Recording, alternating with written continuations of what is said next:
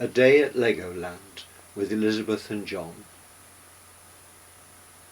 In November, Bishop Frank White came to Chipping Warden Church to conduct the confirmation of the 17 candidates from our parishes.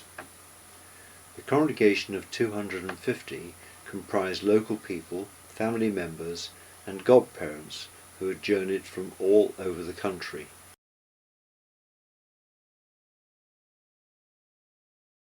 When I arrived in the benefice, I soon heard about the Edgecote urn, which had been placed in St James's Church in the 1950s by the owner of Edgecote House.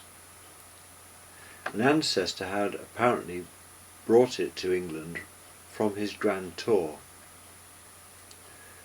Earlier attempts by the church wardens to gain permission to sell the urn for church funds had failed, because one of the conservation bodies claimed that it was in fact a font.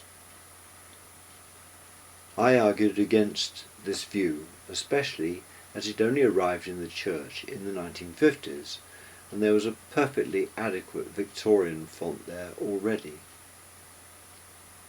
Eventually the faculty was granted and the sale at Bonham's arranged.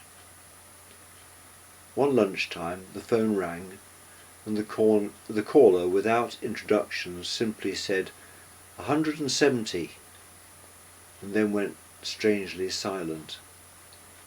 The voice turned out to belong to the church warden, James Hewison.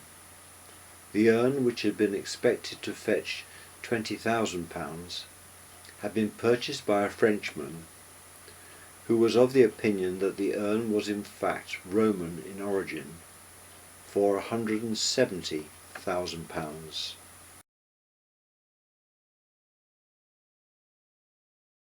During a visit to Chapeltown, I went for a flight in a Cessna piloted by Andrew.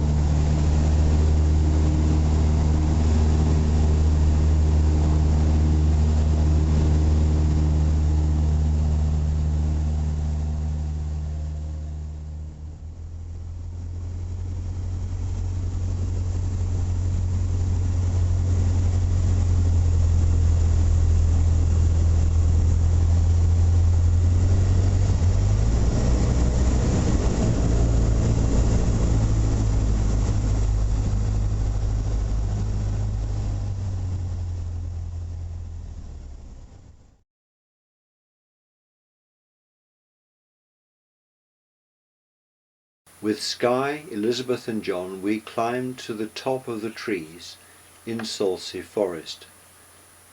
and visited Corfe Castle. Then we met up with Sue and Mike before a trip to North Wales with Catherine and Skye.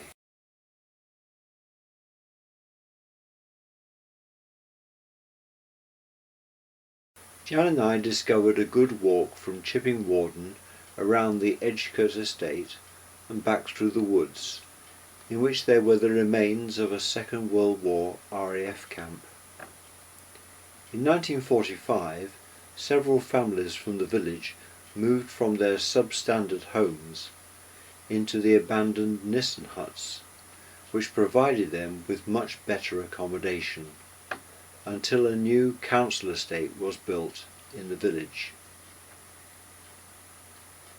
While Jan went down to Purton near Oxford to carry out another homesit, I conducted another wit walk from Culworth to Sulgrave, where the colonial dames joined us.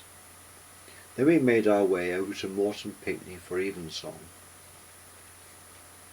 On my birthday, Jan telephoned with Tweet to sing Happy Birthday and to tell me about the red kites that circle over the garden at Purton.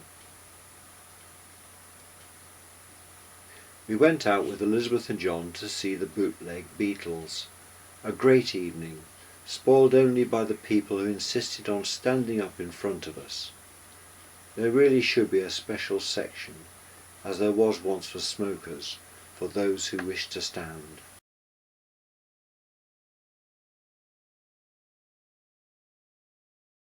Chipping Warden Pageant. For 2 evenings the church was lit up with spotlights, and 75 kings and queens paraded up the aisle as a commentary was read. On the Saturday the monarchs paraded through the streets of Chipping Warden. After this Barbara began her plans for a pantomime, and agreed that, as children were to be involved, all adult participants should be CRB checked. Those like Len Tuckey, who refused to be checked, "I am only accountable to God. The CRB check is for homosexuals who are all going to hell," would not be involved.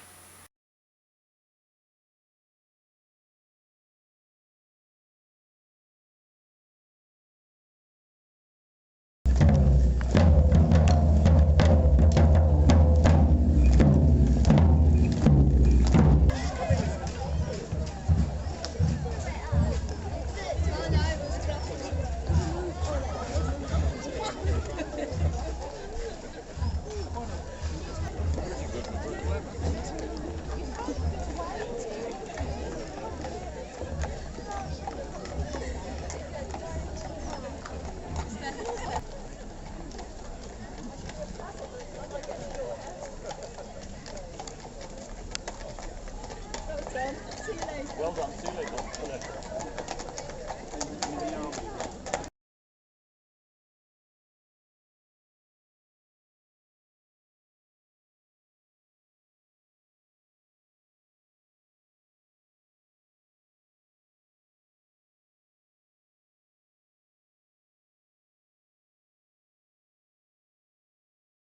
Paul successfully completed his degree, and then after a holiday in France was successful in applying for a job as a software developer with Pasco, who writes software for internet security.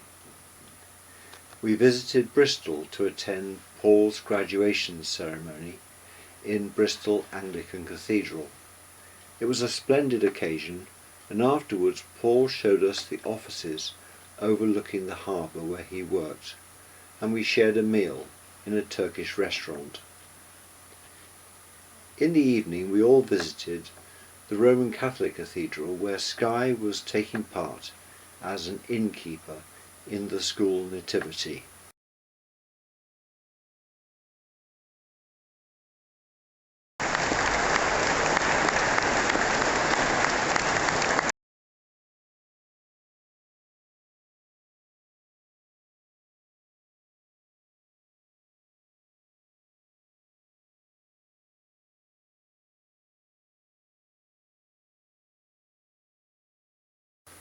On the 22nd of December 2006, Andrew Storer, a rather eccentric organist, rang the doorbell at Culbeth Rectory. He told me that he had opened the Sulgrave Church organ blower box and discovered a loose piece of asbestos. It was decided to close the church immediately and move services, including a wedding, to other churches in the benefice. The Archdeacon expressed grave concern that an organist, rather than a qualified organ builder, should go into a blower box. A reporter from the Banbury Guardian rang to ask why the church was closed. Having contacted Environmental Health, we arranged for an asbestos testing firm to visit the church. They found that the asbestos dust was confined to the blower box. An asbestos removal firm took out the offending blower box, and then the church was retested. Asbestos dust was then found in the bellows. After a thorough cleaning of asbestos from the bellows and ducts, we were issued with a certificate of reoccupation, and we opened Sulgrave Church for the funeral of Joan Oakley on the 23rd of March. Environmental Health suggested that we should get Andrew Storer to sign a letter stating that he would no longer attempt any adjustments or repairs of the Sulgrave organ. However, when we were eventually able to arrange a meeting with him, he refused to sign. Because of the continuing threat of Andrew Storer returning to interfere with the organ, we agreed to keep the church locked and only to open it for services. However, 1 month later, I discovered that the church wardens, bowing to the pressure from local people, had reopened the church. The problem would only be completely resolved when £30,000 was raised for the organ to be totally dismantled, cleaned, repaired and restored. A year later, the rural dean sent me this email. On Sunday, someone got into the organ here at King's Sutton and did some damage to the pipework. The intruder had scrambled through from the back of the organ to the front to do the damage. Nothing was stolen. Clearly this was someone with a key to the vestry and knowledge of the interior of the organ. My suspicion is that it was an organist known to us all. Munchen's syndrome comes to mind. The organ builder is onto the problem, and we are changing the locks on the vestry doors. Over the Easter holiday, Catherine and Skye visited Peter and May Ormond at Thorpe Lodge Farm. There they fed the newly born lambs.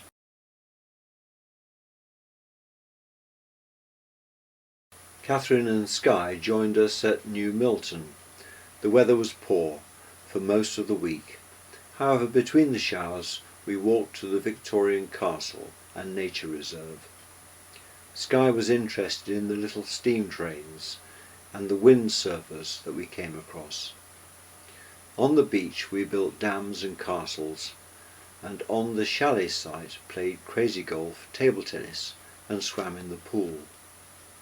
And we celebrated Catherine's 30th birthday. Over the past 2 months, Peter's condition deteriorated, and we decided with the vet that the kindest thing was for him to be put down. We took his body home and buried him next to the garden wall that he so loved to lie on.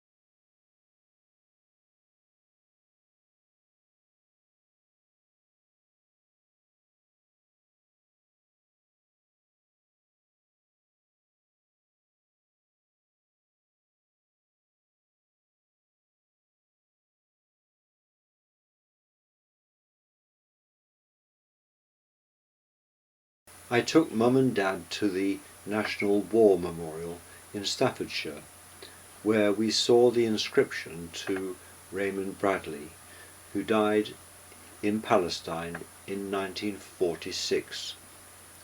On the way home we stopped at the cottage in Kings Bromley, where we once lived.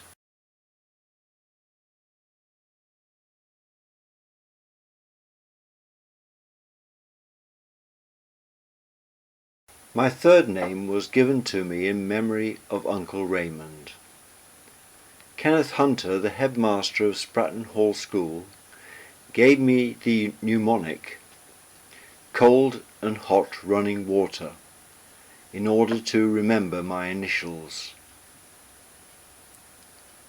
In this splendid photograph, the 3 Everton shop cats can be seen being held by Raymond, Grace, and their cousin Ken, who often came to stay in the summer holidays.